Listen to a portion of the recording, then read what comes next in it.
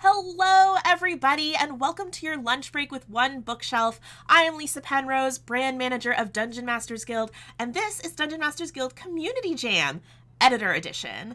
I feel out of my league not being an editor or having edited before, and here we have two of the most prolific DMs Guild editors out there.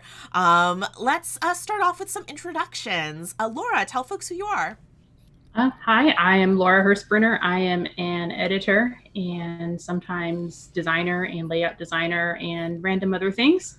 That's an introduction. I don't know.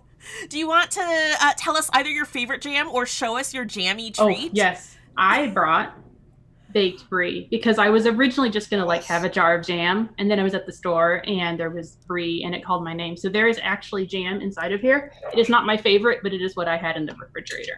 So Yes. Inside we have blackberry jam. Yes. Do you want to I want the jam Would you like me things to open it on live? Community Jam to just get more and more elaborate with every. So we're basically going to be the DMsGuild baking show. Yeah, exactly. Oh, Okay, that so sounds inside so we have blackberry good. jam and apple.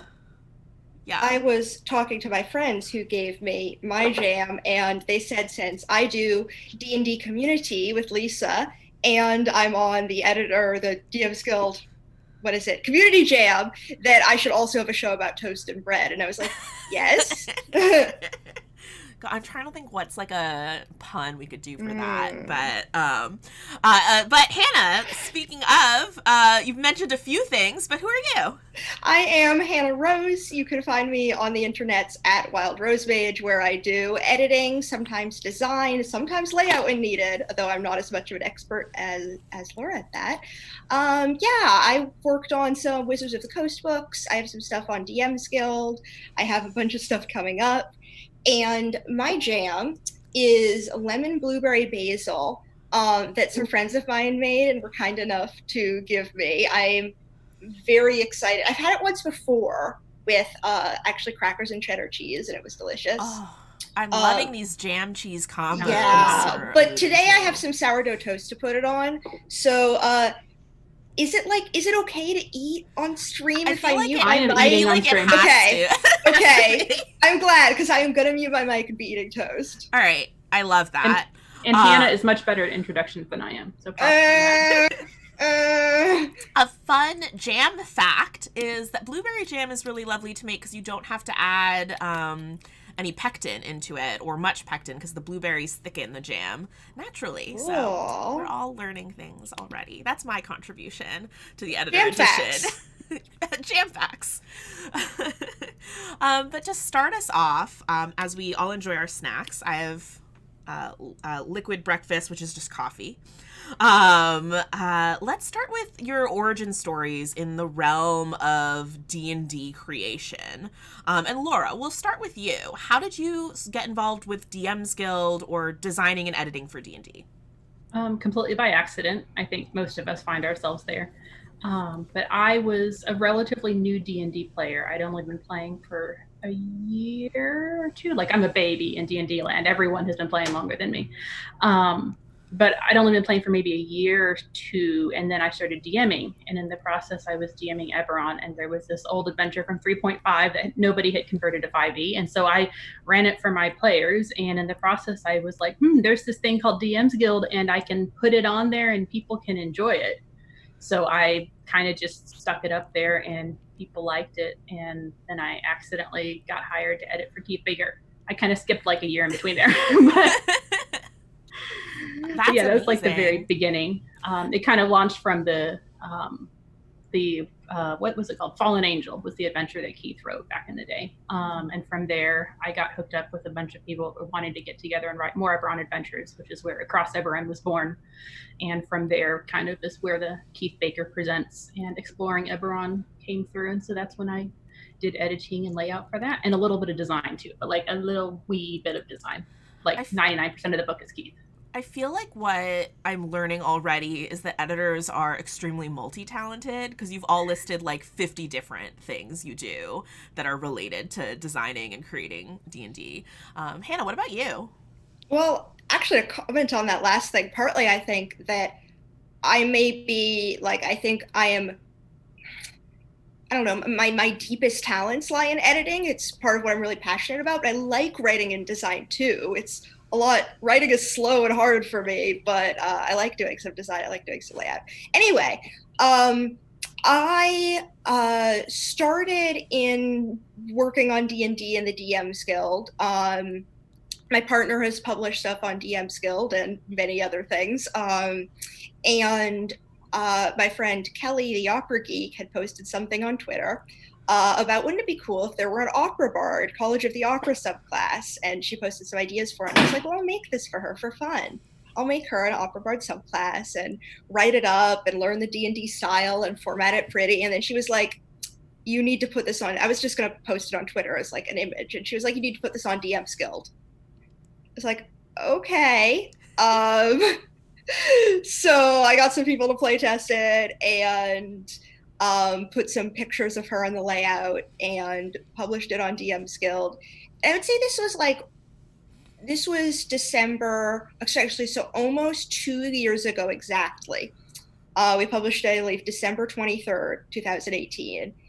And this was kind of right before the big guild boom that really hit, before Uncaged hit. And so it went gold in like a week. And I was just so astonished and excited that people were enjoying it and buying it and leaving reviews, and like this idea that people were enjoying and responding positively to something I created. And then you were hooked. Like, well, yeah, and then 3 months later, I left my full-time job to do D&D writing and editing full-time. So I love this. Only this. So you all mentioned that you've also do design and layout and other aspects. And Hannah, you mentioned that editing is really where your passion lies. So that leads really nicely into my next question, which was editing versus design. Like, is there a favorite part to the creation process for you? And Hannah, you mentioned it is editing. So I'm wondering, what is it about, or is it editing? I love being able to do both. Editing is easier for me to fill, like, you know, a large chunk of my creative work time with, but in designing is more pressure, like coming up with my own ideas and stuff. But I really love it, and I love it when I get to do design with editing. I don't only want to be known as an editor. Mm-hmm. Mm-hmm. I say being on the editor's jam, but you know. What about you, Laura? I love editing. I mean, I obviously do a little bit of everything, but I feel like the editing most encapsulates what I enjoy, which is taking other people's creativity and helping give them the resources they need to put it together. And every job I've ever had has been like that. I have a master's in social work, and my actual official real life work history before kids and freelancing and all of this was in academic administration. But it was all about, you know, taking the resources for students and teachers and helping them do what it is that they want to do. And I feel like this is just a natural transition in a weird way to just a completely different industry, but still helping people be what they want to be and publish what they want to publish. And I just love that. So I can do the design. I don't consider myself like primarily a writer. I have lots of opinions on writing, which is why I edit. Yeah. But like, if I could only choose one thing to do, it would absolutely be editing. So that probably all of like being able to help someone reach their highest potential as a writer sounds awesome. But then I feel like for folks who aren't editors, it's like, well, how do you do that? What exactly does an editor do? And maybe what does an editor not do? Or are there different types of editors? Who wants to jump in first? Sure. Yeah, go for it. Yes, there are different types of editors. The two main divisions that you'll find in DMsGuild land, at least, would be considered copy editing versus developmental editing. Developmental editing are the people that take something in progress and help you work through it, refine your ideas, say this doesn't make sense, let's redo this. And they may not be doing any kind of proofreading at all. They may not care at all about your grammar. It's more about the story and the impact of what you're trying to create.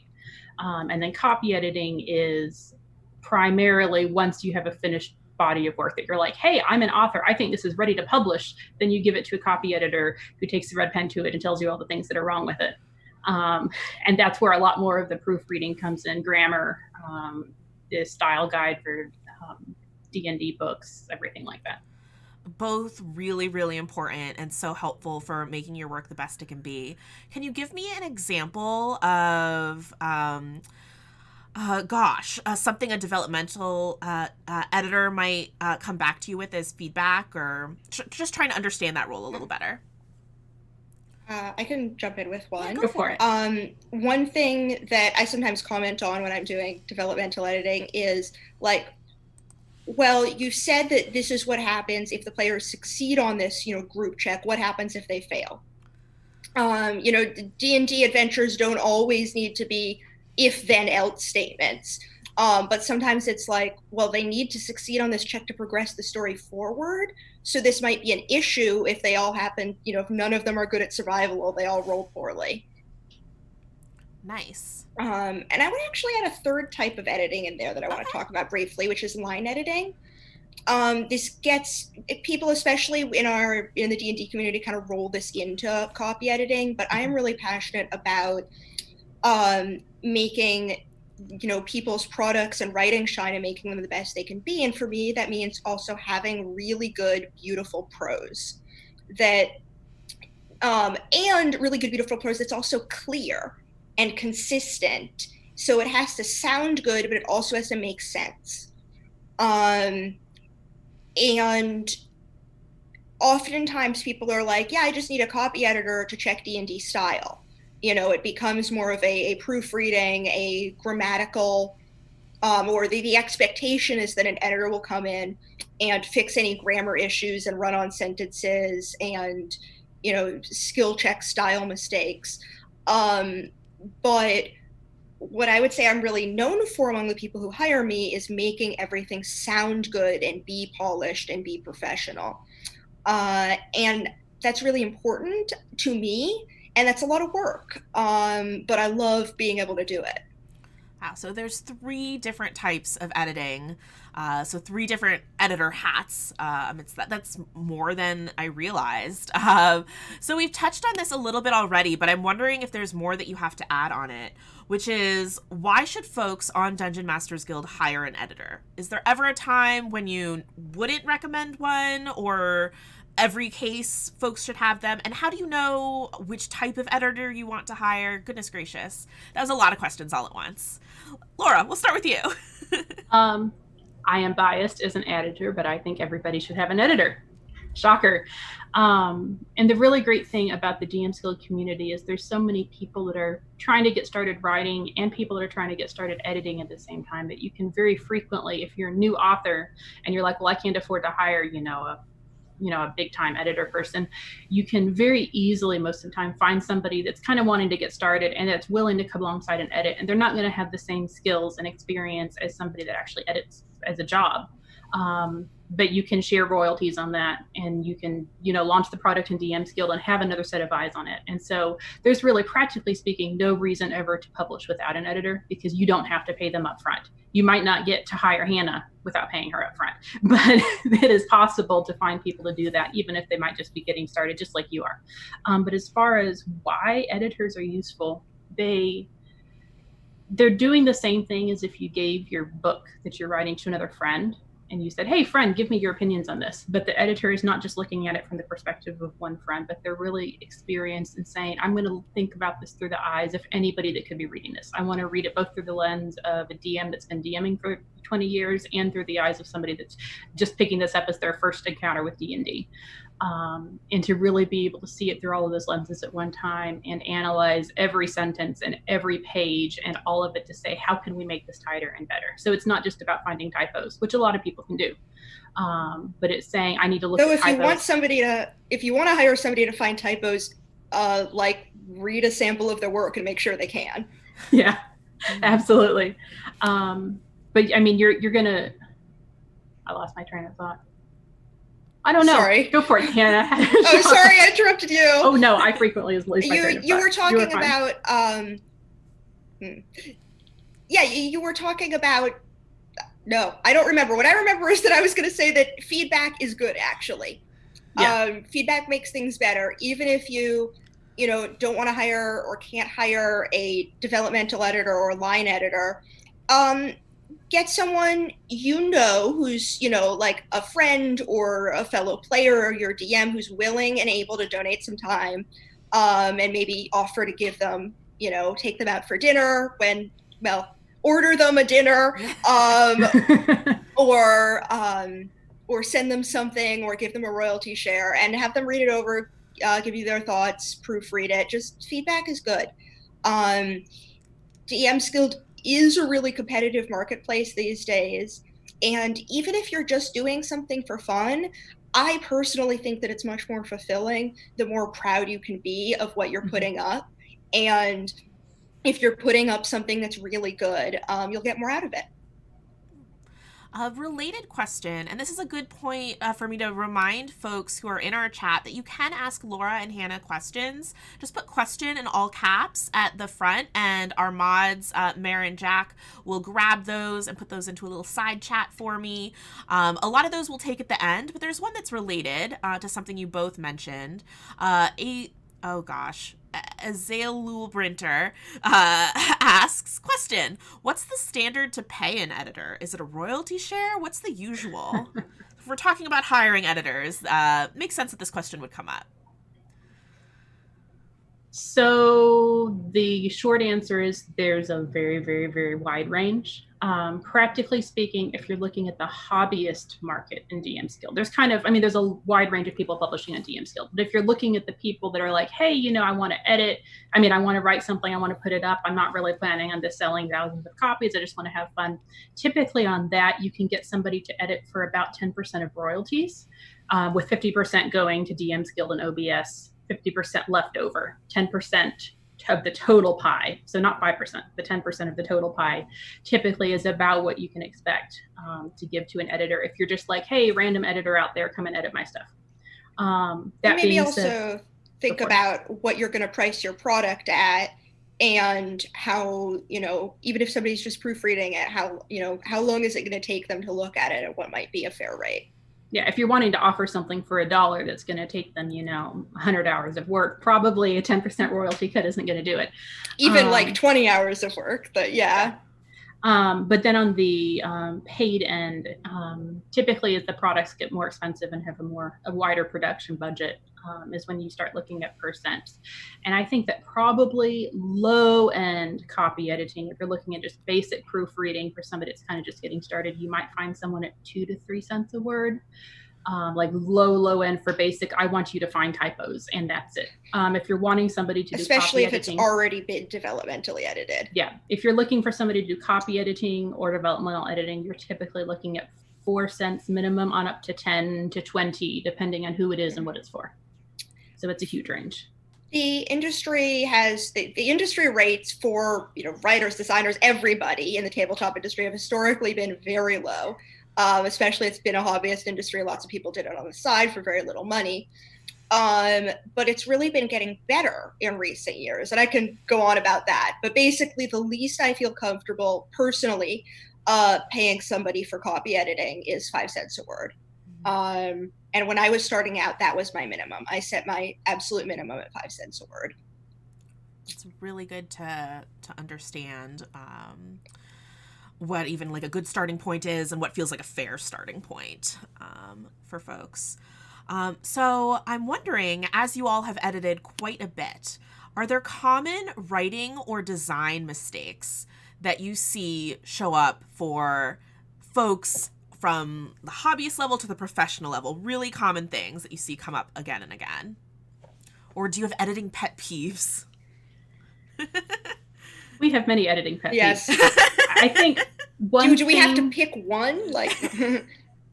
I think one thing that new writers, especially adventure writers, struggle with is giving too much information and not of the right kind. It's really tempting to say, I have this huge, wonderful world in my head of everything that's going on, and I want to make sure the DM knows every little bit of what I'm thinking, when it's not things that are actually going to come up in gameplay, and it's not things that the players are going to need to encounter. And so you end up with like 5 paragraphs of text that aren't digestible when you're actually running the adventure. You want, a particular encounter to be something the DM can skim through on the fly and understand what's going on. You might want to give them a huge lore dump in another section or a sidebar or something, but it's really easy to love your writing so much that it's hard to let go and know when to say, okay, I need less. Mm-hmm. What about you, Hannah? I agree with Laura. When for writing adventures or lore content, for writing adventures specifically, it's important to remember that these pages, this text is intended for the DM and the DM alone to look at. So you can't address the players.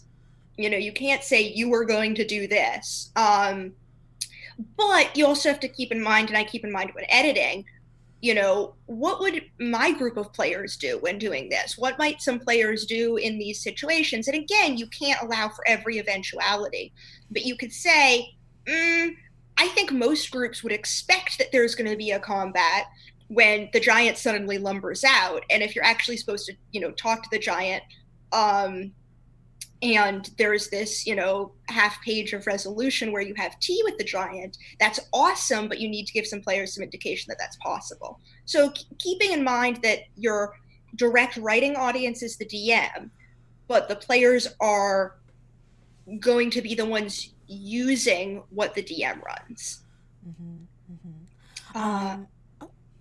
Wait, I had one other thing. But I will come. Oh, and when you're writing things that are intended for players, like subclasses or magic items or whatever, one of the issues I find a lot, I would say, other than the list of common mistakes in the style guide, is that people want to have really cool, flavorful descriptions, so they kind of just throw word spaghetti at the wall.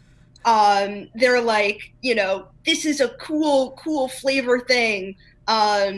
The sorcerer, has the power of I can't even come up with it, of thunderstorm dazzle. And I'm like, what is it? Great. What is it? That image is not clear to me. If you go look at, flavor text, the intro to each class and subclass in the player's handbook, there are some very evocative words, but the imagery is clear. It has to make sense. Mm-hmm. Like thunderstorm dazzle, I mean, I guess it's evocative, but it's not necessarily clear, right? Like that could you don't mean know what it so looks many like. things to different people. And so you can be both clear and evocative and paint a very specific picture. Yes. Related question. What is something that you wish all designers knew? Take a moment to think. I mean, on the surface level,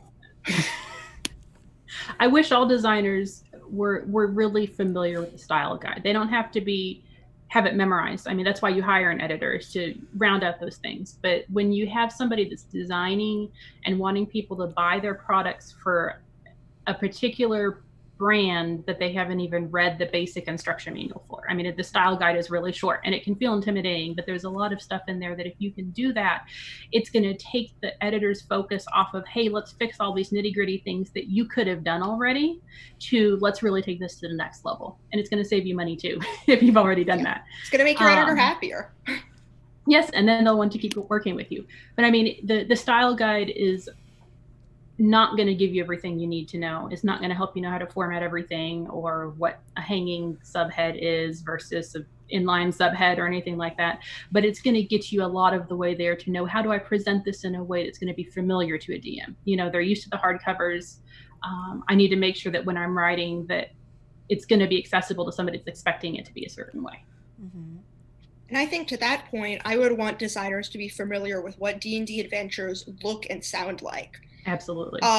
Get the hardcovers, buy them. Yeah, get the hardcovers, or other short adventures, or just, get them on D&D Beyond, whatever. But D&D Beyond doesn't give you the same style and imagery. So in that sense, having the hardcovers is more helpful. Don't rely on D&D Beyond for anything other than basic words. Yes. So yeah, be familiar with what those look like, because going in and fixing style mistakes might take my attention away from line editing, but if I have to spend time restructuring the organization of the adventure and figuring out, okay, what did you mean when you have this header that's in bold versus this header that's underlined? If you understand the header hierarchy, that means that I don't have to like reorganize and format and produce your adventure while I'm editing it, or other piece of right in the template. Figure out the headers. It's I actually have an article on that, and I think find that. I will drop a link to Meredith, drop a link in chat. I wrote it for Kobold you. Press's blog. While Hannah looks up that link and gets that to Meredith, I mean, I have two reactions to what you folks are mentioning. The first is that I feel like if an editor has to do that much additional work in order to do the editing that you hired them for, entirely possible they might come back to you and be like, I need a higher rate. Or they're going to be like, this person's too much to work with and won't want to work with you again. And the second part, like Hannah mentioned, is, or they might not be able to do the editing you hired them for to the level you would want them to because they're so distracted by all the other additional stuff they have to do. So that's really, really, being familiar with the style guide really helps you out a lot too, even if you're hiring an editor. And speaking of style guides, D&D uses the Chicago Manual of Style. You can also find a style guide on Dungeon Masters Guild that has some basic things. If you go to the resources for DMG creators section on Dungeon Masters Guild and look up style guide, that is a document that was actually provided by Wizards of the Coast. And it also includes some style things related to the Forgotten Realms setting as well. And I believe an article with just advice on design from Chris Perkins. So really helpful resource there. I'll take the moment to plug something that I did too. I have a Word template. I have a Microsoft Word template that's not just for people using Microsoft Word to do layout. It really walks you through a lot of the basics of, what is this header versus this header? How do I structure this? How should a subclass look? And so it's called, I think, the Simple Microsoft Word Template. It is a platinum bestseller and people seem to like it. But it's really handy if you're trying to get into understanding why do the hardcovers organize things the way that they do, and how can I copy that in my writing? It walks you through a lot of that as kind of an add-on to the DMsGuild style guide. And I find using templates really helpful when I'm writing, because otherwise you're just, like, for me, floundering. You're looking at a blank page and you're like, I have this idea for what I need to communicate, but I don't know where to give what information. I don't know how to structure it. And once I have the template, it's an outline already. Mm-hmm. So helpful. Yeah, you just go in, you fill in some of that. What are my headers? Yeah, exactly. Yep. What are my headers going to be? Or what are my headers going to be? Okay, I have this chapter title, and then I'm probably just going to write about one paragraph for an introduction. That's easy. Mm-hmm. Folks in chat are showing Laura's template a lot of love. So if you're listening to this on YouTube later, you should definitely check it out. A lot of folks are using that, loving that. Goodness. So you mentioned the style guide. Are there certain really basic things that folks should know in the style guide that they might not assume? Just to give folks a taste and really hit home for them. Oh, I really need to check this out because I wouldn't intuitively do this. I mean, it's hard to remember what's in the style guide now versus. But there's some stuff that's I don't know if I'd say intuitive, but some stuff that's more general. Mm-hmm. Like, avoid using the word will. You don't need to say the NPC will do this. If the players attack, the NPC will flee. You don't need to say that. You could just say the NPC flees. Mm-hmm. Use contractions. D&D writing wants to be accessible. It doesn't want to be overly formal. This is something that even a lot of experienced designers actually struggle with, is just your writing, flows better, is more accessible, follows the official style when you prefer to use contractions. Mm-hmm. Yeah, the style guide, I'm flipping through it now to remember what's actually in it versus what I just know off the top of my head. It talks a bit about how to handle different headers, talks a bit about which sections of the Chicago manual style are really important to reference, because the Chicago manual style, where is mine? It's Mine's a tome. It's huge. It's Let me grab about this. this Hang on, I'm big. gonna fall. Yeah. You could get Oh no, you could do Laura's it, Laura. gonna wipe out. Yeah. Oh, I'm so nervous for her. Okay. Yay. And now I got to put this back on. We do not recommend that you read and memorize the entire Chicago manual. I have style. not read and memorized the entire Chicago manual. No, style. if you know Yeah. if you know an editor that has, they're lying. They need to lie. But like the style guide gives references to say, hey, you know, on this punctuation thing, it is important to know how Chicago manual does it, because there's really just a few major sections in the manual that really matter as far as a writer's concerned to know how to do it, and that, I mean, helps you know where to look, or sums it up so you don't have to look for the Chicago manual style. So the next question, I don't know if or what the answer would be to it, but I'm curious.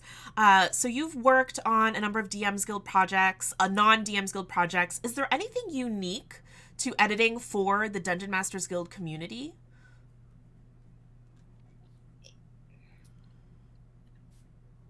It depends on. Yeah. Go ahead. No, you go. Okay. One thing to start out with is that if you're editing for unless you're editing for Wizards of the Coast, you have to be careful that you're only using material that is allowable under the open game license. And so you have limitations in what material you can use, what, you know, spells you could reference. You can't directly reference the Player's Handbook and Monster Manuals. You can't use some stat blocks, stuff like that. DM's Guild, you can do all of that. There are still limitations on what properties and things you can reference and mention, but there's a lot less to worry about, actually, when it comes to limitations on referencing official material. Ooh, Grinning Greg, that's a good question. Laura, do you have anything to add? I think another thing with DM's Guild versus a lot of other editing in the wider industry is you have a lot of people in the DM's Guild that are really just trying to get started. And so depending on when I'm working on DM's Guild collaborations, I know that I'm likely to have some people that maybe haven't done this in a professional way, and it really gives a fun, special way to help take people through that journey and help them to, you know, really take it to the next level. It's fun seeing new innocent writers that aren't jaded yet, and being able to really just to see their passion and desire to create and the love for that before they've gotten jaded. So that's kind of fun. I don't know if that answers the question at all. Oh, no, it definitely does. It was a bit of an open-ended question as well. So the last question that I have, and then we'll jump into some Q&A, is, so as you mentioned, DM's Guild sees a lot of folks who are just getting into D&D creation. Most folks, I believe, usually get into that on the writer side. It seems both of you also kind of got into it through design.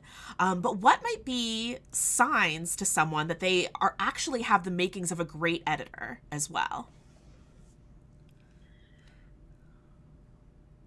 Hannah, any thoughts? I mean, if you're reading work and you start thinking about, if you start, seeing style mistakes and wanting to fix that, that could mean that you're a writer who knows the style guide. But if you're like, ooh, this product is really good, but I wish I could just make it a little better. Mm-hmm. If you're like, I like the information presented here, but, these sentences are really choppy. I always knew I was interested in editing, and then I took a decade-long detour into math and computer science, and then I was like, I really want to edit again. But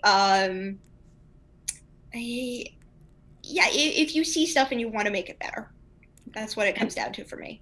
And I think a lot of writers see this too. But if you look at your old work, if you're writing and you are like, I really should have done that so much better. I'm realizing, oh goodness, that style is completely off. Oh, I worded those mechanics wrong. I should have said can instead of may. Those little things like that, as you learn style and learn what you're doing better, and you learn to critique your own work, that's a really good sign that you're probably getting to the point that you can at least help give feedback to other people, whether you actually have the technical skills for editing. As far as language and grammar and punctuation and stuff, it's just something you either know it or you don't. That's not something, some people are like, hey, how can I be a better proofreader? In a way, you read can't practice, but you live your life. You can take university courses on it, but if you don't have the basic knowledge by adulthood of how to do that, it's going to be really, really hard for you to adopt that part of the skills. But as far as the part of the skills that have to do with finessing the content and helping with the adventure and everything like that, that's things that if you're looking at things that used to look good to you and now you're realizing that's not so good, that's really a good sign as far as it moving into editing. And I think the best writers for D&D material are able to also do at least, developmental type editing. They're able to look at their own work and other people's work and evaluate it and give feedback. The thing to me, like my partner does that, and he'll give me feedback on my work, I'll give him feedback on his. But the thing that makes me the editor in our partnership is that I end up having really the attention to detail and can and want to go over something with a fine-toothed comb. If you are confident that if you read something enough times, you could take it to the point of perfection from a technical point of view, that's when you're ready to be an editor. It's not that every editor never makes mistakes, because we miss things all the time. That's why we have proofreaders and other editors and writers. If you have a single person editing a book, there are going to be issues with it because it takes more than one eye. But I know that if I took a single paragraph or a page and I had enough time and attention to devote to it, I know I could take it to sheer perfection. Doesn't mean that in my day-to-day work that's going to happen because of time and focus. And it doesn't also mean that there's only one way to do that, right? Oh, for sure. If Laura and I each took that paragraph or it'd be so page, different. It'd be totally different, but it'd both be really good. Yeah. Fascinating. All right, so are you ready for some Q&A from the chat? We've got a bunch of questions from throughout our discussion, so we'll go through those. But if you have any questions, again, post in chat, question all caps at the top, and we're going to try to get to as many as we can. We're going to go through these in chronological order, I think. So, modded to last. Question: what would your advice be to someone who has the ambition of creating something for DMsGuild but hasn't really found the courage yet? Any tips? Two things. One is go listen to the last community jam, because I believe it was all about that, and it's great. I think somebody mentioned it there, but I'll reiterate.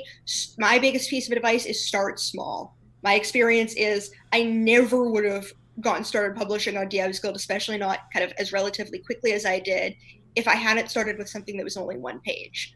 Don't write that 10-session adventure. Start small. And if you do write that 10-session adventure, or if you're starting small, find a friend to work alongside. You're never going to be as good of a designer in a vacuum as you are collaborating with other people. And that's not just with an editor. If you're bouncing ideas around as a designer, you're going to do better. And it also makes it a lot less intimidating when it's not just you as a new person, it's you and your friend who are equally terrified. You can be terrified together. But you really feel a lot more confident about the work when you have somebody, whether it's somebody you knew beforehand or just somebody you meet on Twitter or Discord that's like, hey, I have similar passions. Let's collaborate on this. Yeah.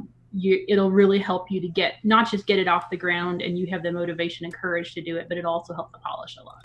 Yeah, you can edit each other's work.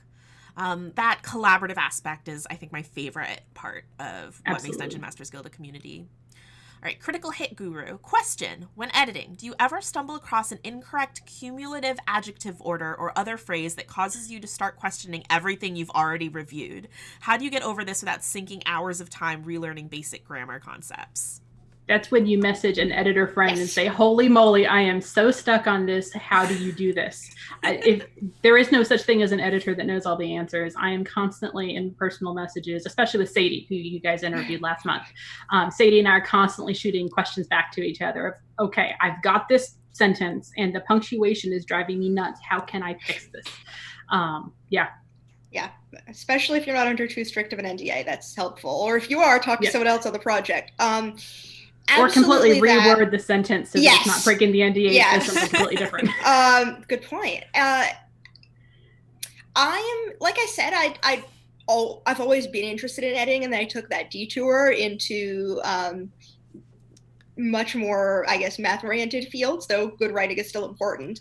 So I am not trained as I'm not trained as an editor in a academic sense. I don't have an English degree or anything related to that. I operate on instinct and knowledge, and I'm still learning. And I have to give a quick shout out to Scott Gray, who is a wonderful editor who's been editing for Wizards of the Coast for like 20 years. And I was put on project with him when I was editing for Wizards, and I was like, oh God, this, really experienced man who's been playing D&D longer than I've been alive, and editing all these books, like, what will he think of me? And he's been a wonderful mentor, is the answer. And I've messaged him and been like, hey, I can't find this in Chicago. What do you think? How do you do it? So yeah, find some people. And the other answer, I won't go on for too long, but the other part of that is, yes, you might learn something. You might have to go back over the whole document. That's what find is for. Control F, look over it. If I'm doing something, I'm going to go back over the document several times anyway. It's not a big deal. All right. Kanga Mooster asks, Hannah touched on this earlier, but how do you tell how good an editor, particularly a developmental editor, is, or how good of a fit they are for you? Particularly with new editors, this seems difficult to narrow down. Yeah, how do you choose an editor? Read their work, and if you can find errors, that's probably a bad sign. I mean, you're going to find errors in anything eventually if it's long enough of a thing. But if you look at somebody's self-publication, if it's an editor that self-published something and it's not following the style guide and it's just rife with errors, and you're like, you obviously didn't even ask a friend to proofread this for you, that's probably a sign that they're not where you want them to be. And as far as being a fit for you, I think it's really just down to talking to them and seeing if your personalities mesh. You can have, a dozen editors that are exceptional, but maybe one or two of them are really going to be a really great fit for you and for how you want to collaborate. Some of them may be much more interested in going in and taking a red pen to your work and giving feedback on, this is why I changed this, and this is how this is why it matters. And others may just want to sweep through the entire thing and make all the changes and not explain it all. And those are two very valid methods of editing, but you may be looking for one or the other. So just talk to them.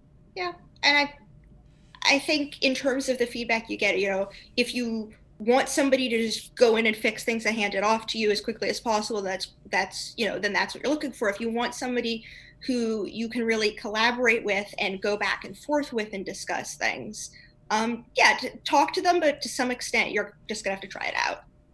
All right. Ooh, big question coming up next. Think DM asks, what improvements do you think you could make on the standard hardcover design? Oof. Oh, is there something that can D&D we narrow does? it down? Can we narrow it down? Because that's a big. That's a big question. I mean, is there something in the style guide that you feel like it would make sense to do it this different way, or when it comes to formatting adventures? Okay, Laura, go ahead. I have one pet peeve in the style guide. The way that it handles gender and pronouns and dwarf woman versus female dwarf and everything like that I don't love it. Yeah. Because the style guide officially says that you shouldn't call someone a dwarf woman. If they are a dwarf, then they have to be a female dwarf. Mm-hmm. But it moves their gender front and center in a weird, awkward, this is a female dwarf way, as opposed to a much more natural, conversational, it's a woman. They're human in terms of, for the purposes of the story. They're humanoid. We need to treat them as people, regardless of whether they are a female human or a female dwarf or a female orc. It kind of puts a weird emphasis both on gender and race in a way that I don't love.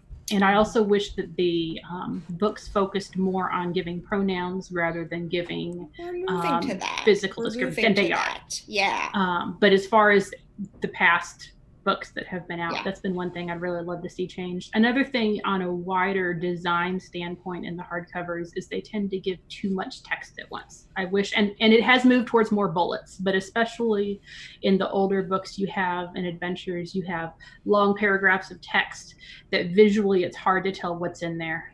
One thing that I do love deviating from the style guide on when an author is willing is to bold skill checks and saving throws and stuff like that. Hannah apparently disagrees. I disagree, but yeah, and that's something that everyone, is going to have a different perspective on. But I like being able to, as a DM, be able to skim the page a little bit more to find key information. And if you have too much stuff bolded, none of it's going to stand out. You're going to have no idea what's going on.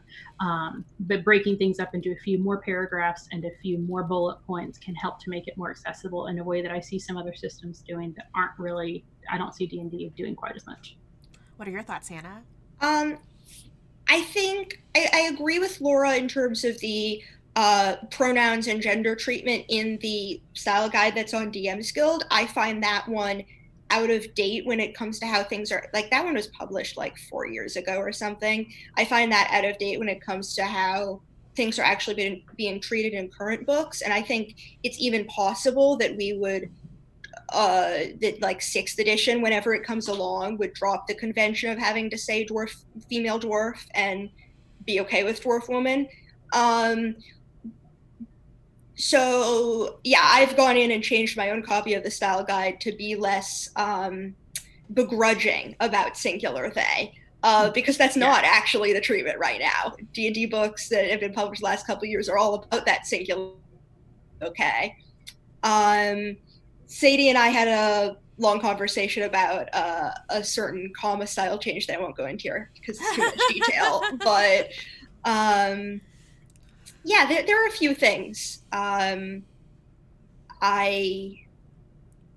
are a few things, but with the exception of that single comma and moving towards more progressive pronouns and treatment of gender, there's nothing that I'm like, I must change this.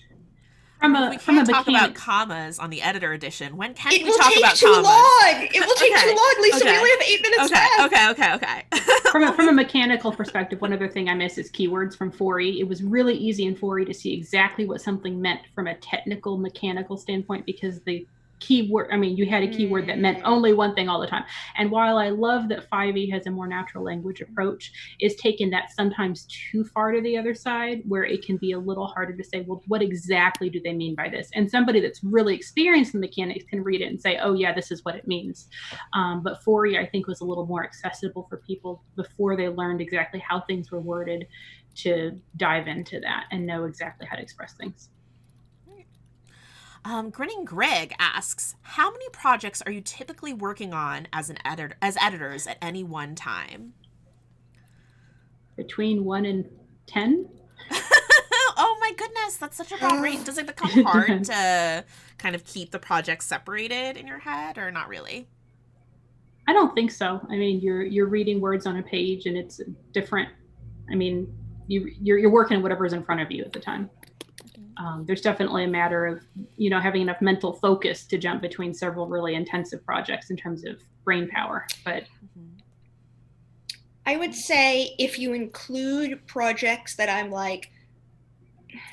planning, that I'm in negotiations kind of to start out, then probably generally averaging around 5. Maybe more depending. I try to encourage people to book me really early because I like to book out my schedule even though things change. But actively working on, I try to plan for no more than 2 per week. I like having more than 1 most of the I used to like having more than 1. I don't know. These days I wish I could just focus on like one work thing and then my actual like personal life. But yeah, I try to do no more than 2 per week planning.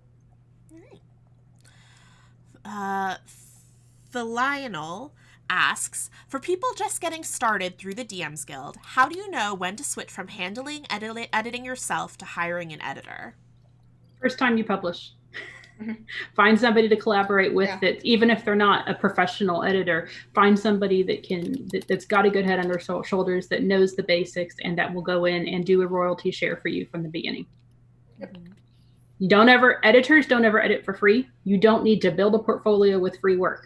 You're even if you are brand new, you deserve to be paid for your time, but that payment can very easily be, hey, we're going to put this on sale together and you're going to get, 30% of it, I'm going to get 10% of it, layout person's going to get 10% of it, sort of thing. Don't ever edit anything for free, editors. And it might not end up being a lot, but it still establishes that you deserve payment for your time and work, which establishes that all editors deserve payment for their time and work. And one thing about DMsGuild that I will say is I treat DMsGuild and kind of making a living off of, or at least in part off the things that are published on DMsGuild, as looking at it over a body of work.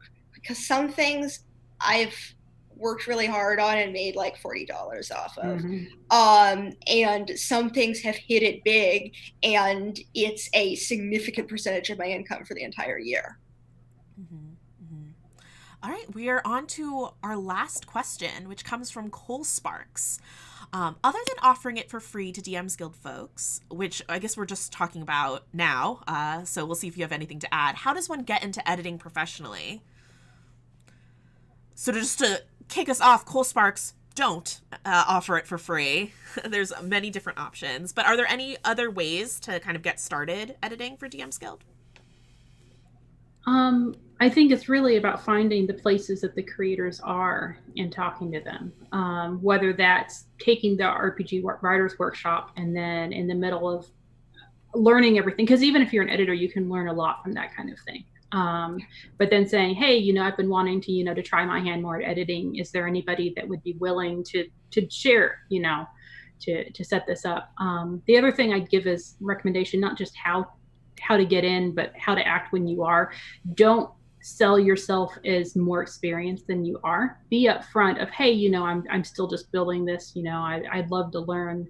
Set expectations, not in terms of downplaying your abilities, but say what your strengths are. Yeah, make sure that they know what you're good at, and make sure that they know what you're still learning on, so that if you make style mistakes, they're not like, but you told me that you could do this, because then they know that you're learning alongside them.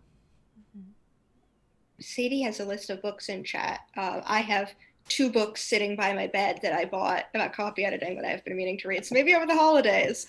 Yeah, I agree with Laura. Find where the creators are, whether that's the Facebook group, Discords, RPG Writers Workshop, Twitter. Cole Sparks says I have Chicago already. Yeah, awesome. I want to hear what Sadie recommends. Find where the creators are. Find people that are the kind of people you want to work with. I think, Laura, didn't you partly get your start by very politely offering some corrections to people on their Eberron event, like typos and things, their Eberron adventure? Kind of, yeah. And that's how James Introcaso introduced or it told me about you, was like, hey, Laura found a bunch of great mistakes in my Eberron adventures, and presumably was really nice about it, because you don't want to just go leave a review and be like, here are the 16 typos. Oh gosh, nightmare. So what actually happened was, in terms of my first somebody approaching me and saying, hey, do you want to edit for me? When I was working on my Fallen Angel conversion, Wayne Chang, who later went on to be the producer for Exploring Eberron and all of that, but Wayne had co-written with Keith and a couple other people a couple of Eberron adventures. And so when I was reading that, I was like, hey, there's some typos. But Wayne had helped me with my Fallen Angel conversion, and he had been really helpful for me as I was trying to start with style, because I had no idea about D&D style. I was clueless. And so he had been really helpful. So I was like, hey, I've got, some things I noticed. Do you want it? And so I gave him a list of typos, just not as a, hey, I'm going to approach some random stranger that I've never talked to and say, your writing is awful. Here are typos. Approved list of typos, not an unsolicited list. And it was somebody that had already helped me, and it was kind of like, doing a favor for a favor. And so kind of playing out from that is how I got started editing on the Across Eberron series of adventures that we did, a 13 adventure path. And then then that kind of all evolved from there. So yeah, kind of, but don't ever just approach somebody you don't know and say, hey, I found a lot of problems in your adventure and here are all the typos and you need to do better and you should hire me to do it. Don't ever. No, they will not hire you. And if somebody approaches you and tries to do that, don't hire them. Yeah. Hire someone else to fix it. Yeah. What was I going to say? I think one thing we've implicitly touched on, but maybe I'll make explicit, is you don't have to design to be an editor. Putting out your own design is not the only way to get started as an editor, but it is something that I think we've both found inadvertently helpful. So if you are also interested in design, if you're also designing things, then publish something, make sure it's really well edited, probably by you and at least one other person. And then that is a portfolio, even if you were also the designer of what your work looks like. Wonderful. Ooh, Sadie just typed up a lovely list of recommended editing books, which it sounds like Meredith, our mod right now, is going to grab and put in the YouTube description as well. So if you're watching this on YouTube, check out the description down below for that list of recommendations from Sadie, who was on our first community jam. But with that, we will kind of wind down our DM's Guild Community Jam Editor Edition. I learned so much listening to you both, so thank you for being a part of the jam. Let's do some outros and we'll go in backwards order. So we'll start with Hannah. Oh, but I'm typing in chat. Okay. Oh, no!